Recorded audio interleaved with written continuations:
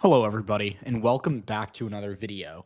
In today's video, I'll be talking about two important Senate races in the year 2026, and two races that Democrats could lose as a result of bad candidates.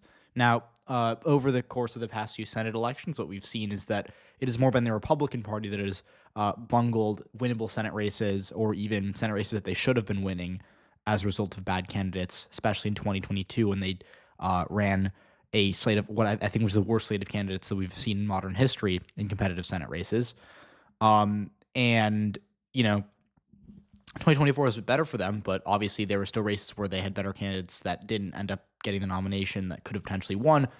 But this year, at least very early on, and this isn't to say that this will be the trend, but there are two races I'm looking at where Democrats might put themselves in a bad position because of the candidates they are choosing to run. And so these two states, they're both states in the Midwest. They're both states with retiring Democratic incumbents, and they are both states that start with the letter M. That is Minnesota and Michigan. Now, obviously, these states are different politically. Minnesota's a lot bluer than Michigan, or I should say considerably bluer than Michigan, maybe not a lot, but considerably. And Democrats have had better luck in Minnesota recently than they have in Michigan. Again, in 2024, Donald Trump won Michigan by about 1.4%, but he did not come, really particularly close to winning Minnesota. He lost by, I think, 4%.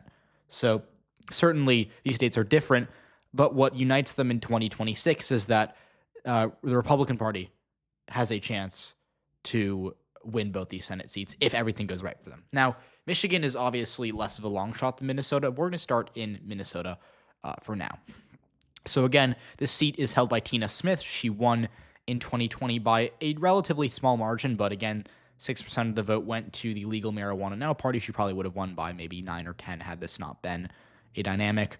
But she is retiring, and that leaves the seat open for Democrats to defend. The good news for them is that Smith she'll be 68 by the time that the 2024 election is, or the 2026 election is held, meaning that, this had she run in 2026, it would have potentially been her last term, more likely, and 2032, no one knows what that cycle is going to look like. The assumption traditionally has been that incumbents who are getting older in competitive areas, they like to retire during cycles that are going to be good for their parties. Maybe that's a presidential year they're optimistic about, or maybe that's a midterm election that they think is going to be in their party's direction because they're out of the White House. And so we've seen this in the past. We saw this in 2022 with, for example, Rob Portman in Ohio and Senator Roy Blunt in Missouri. We saw it in 2018 with some other Democrats, especially I'd say a few House Democrats.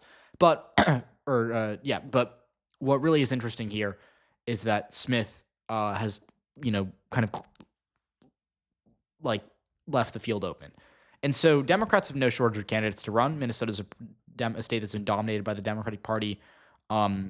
So they have a, long list of names here. You will note that Dean Phillips, who ran for president, kind of, I'd say one of the more well-known people on this list, declined, as did former Senator Al Franken.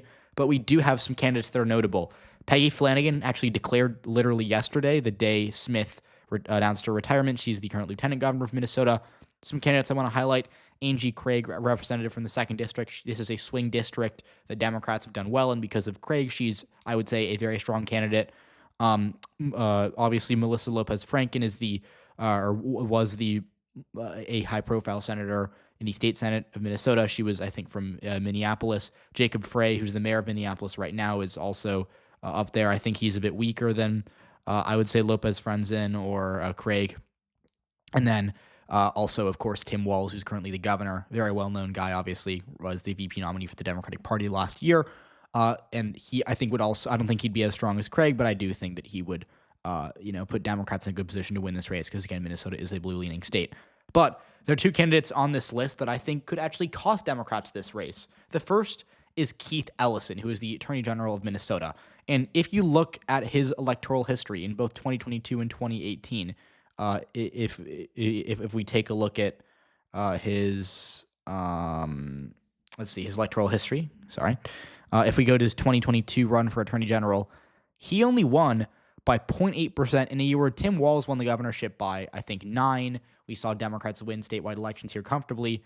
Keith Ellison won by 20,000 votes against a Republican who doesn't even have a Wikipedia page. Now, the reason for this is that Ellison has scandals. He actually has, a number of personal scandals that I'll not be getting into. Again, feel free to look into these scandals, but he does have a number of scandals that are related to his personal life that have really hurt his electability. And so Keith Ellison, I think, would be a bad candidate.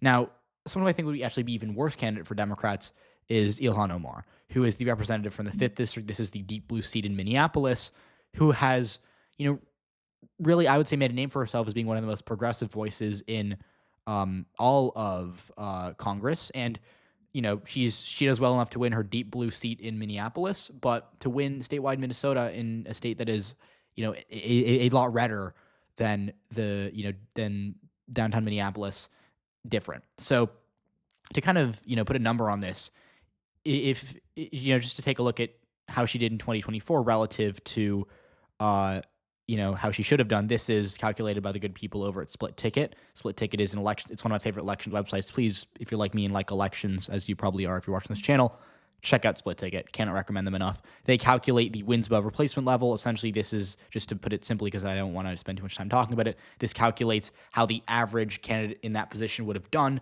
and then, adds or subtracts how much the candidate you're thinking about performed relative to that. So suppose I'm running for Senate in Wisconsin as a Libertarian, or that's a bad example, but say I was running as a Republican in Indiana or a Democrat in Kentucky, right? They would take the amount that I won or lost by. So if I'm running as a Republican in Indiana, I probably won. Let's say I won by 14%, and they'd compare that to how the average non-incumbent guy or person would have done in that given year for my party in a statewide election that is for U.S. Senate in Indiana. And so that kind of gives you an idea of who's a good candidate, who's a bad candidate. And you can see on this list who's a good candidate, right? Like Jared Golden in Maine won a Trump seat by 0.7. And so that he did about 6% better than the average Democrat in his position would have done. Now, if we zoom in to look at Ilhan Omar, as we can see here, she did 13% worse than the average Democrat would have done. She actually underperformed Kamala Harris by 13% in a district that is actually trending away from Democrats. By the way, this is a seat where she should have outran Kamala Harris, but she underperformed her by 13%. She's a deep red spot on this map, as we can see.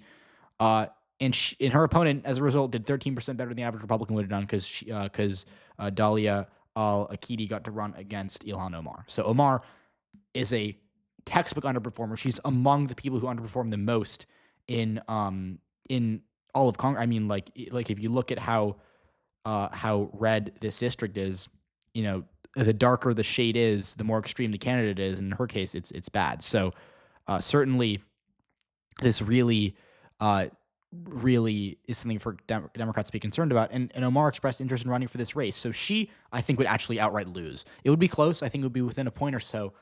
But if she were the nominee, Democrats, I think, would be underdogs to win this Senate seat. And again, this is a Senate seat that should not be competitive. This is a year where Democrats get the party out of power. So again, this is a midterm that should potentially be favorable to them. Minnesota is a blue leading state. Kamala Harris still won it in 2024, despite an otherwise pretty bad night. And at the end of the day, I mean, in Minnesota, they like their Democratic senators. And I would say that Omar would put that in jeopardy. So that is one seat that I think is a bit of reach for Republicans otherwise, that would immediately go into a battleground that would tilt Republican if Ilhan Omar became the Democratic nominee. Good news for Democrats, she's not likely to be the nominee. If I had to guess, it's going to be Peggy Flanagan, who announced her intention to run today. And I do think that she, if she's the nominee, would win by 7 or 8 points, to be honest. I don't think it'll be too close. But Michigan is worse for Democrats. In Minnesota, I think they're going to be okay. In Michigan, Pete Buttigieg, who has said multiple times he's actually considering running for this Senate race, latest poll, he's down by 6 to Mike Rogers, who just ran and lost to Elissa Slotkin. Now, Rogers, I don't think he's that great of a candidate. I don't think he's a world beater, but he did respectably well in 2024. Yes, he did lose in a state that Trump won, but the delta was only about 1.7%, so he only did about 1.7% worse than Trump. And Slotkin was a good candidate for Democrats. She, I thought, was one of the better Democratic candidates from the Democratic Party who ran for Senate. in terms of electability. So certainly, again, we can really see here is that the the Democratic Party, should they run Buttigieg, would be clear underdogs to Mike Rogers, who has built up name recognition, who is clearly not a bad candidate at all. And so just to kind of take a look at the field for Democrats here, the reason that this is more of a concern for them is quite simply because, unlike Minnesota, they don't have as much of a field. Democrats were originally hoping that Gretchen Whitmer would run, but she declined. Again, Gary Peters is the incumbent. He retired. And Democrats are also hoping potentially to get Dana Nessel to run. Again, as we can see, she's the Attorney General of Michigan, but she is not likely to run at this point. I know she's expressed interest. I don't think she's likely to run. Now, who can Democrats realistically run, right? I would say that their best bet of the people who are kind of on this list is probably Garland Gilchrist, who is the Lieutenant Governor of Michigan, who, I think should actually run for this just from a political perspective. The governor, the Democratic Party is likely to run Jocelyn Benson for governor of Michigan. She's the current Secretary of State, so she's likely to run for governor, or she's running for governor. She's likely to be the Democratic nominee, and usually it would be the lieutenant governor running for governor to succeed the current governor, but Gilchrist has kind of been boxed out of that. So I think that there's a good chance he runs. But beyond that, on this list is not a lot of Democrats that I think would really be great candidates. Hillary Scholten is a two-term representative from the Grand Rapids area. I think she'd be okay.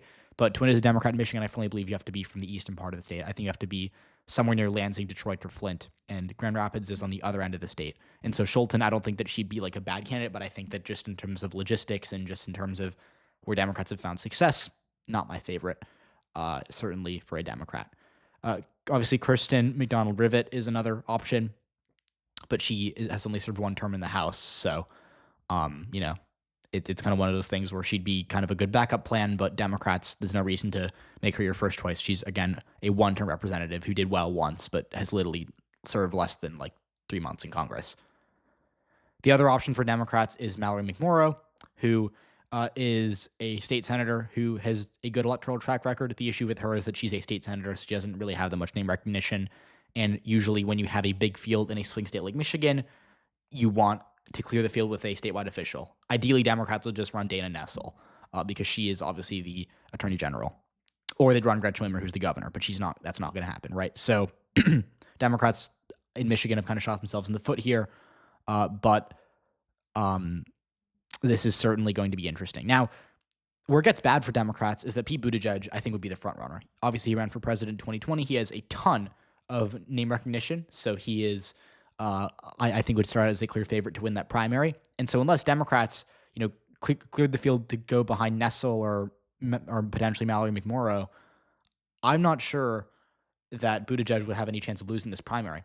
And again, the problem with Buttigieg is that he's not from Michigan. He's from Indiana. He moved to Michigan in 2022, but he's only lived there for 2 years, and he spent most of his time up until January working in Washington for the Department of Transportation. So, clearly, going back to looking at, for example, Dr. Roz's campaign in 2022, it is really hard to run as a carpetbagger, as someone who's not from the state that they're running in.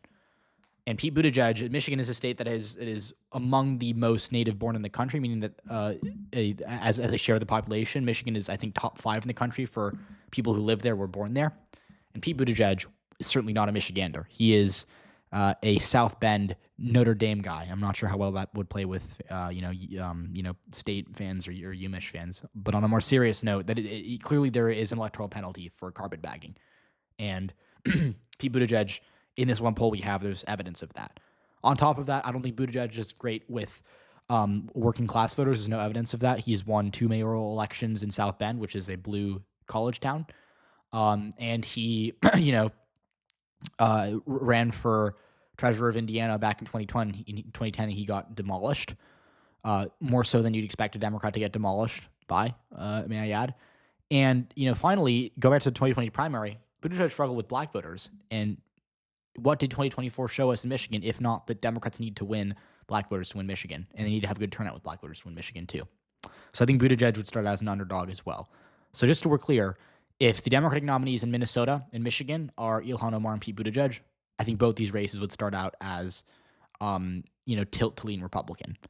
On the flip side, if Democrats were to run Angie Craig in Minnesota and Dana Nessel in Michigan, I think they'd win Michigan by 4 or 5, maybe even more, depending on how good the year is for Democrats, and they could win Minnesota by 9 or 10 with Craig. So this is going to be interesting, but I know I haven't posted in a while, and I'm going to try to fix that going forward, so I thought I'd talk about it. So let me know what you think, and I'll see you all in the next one.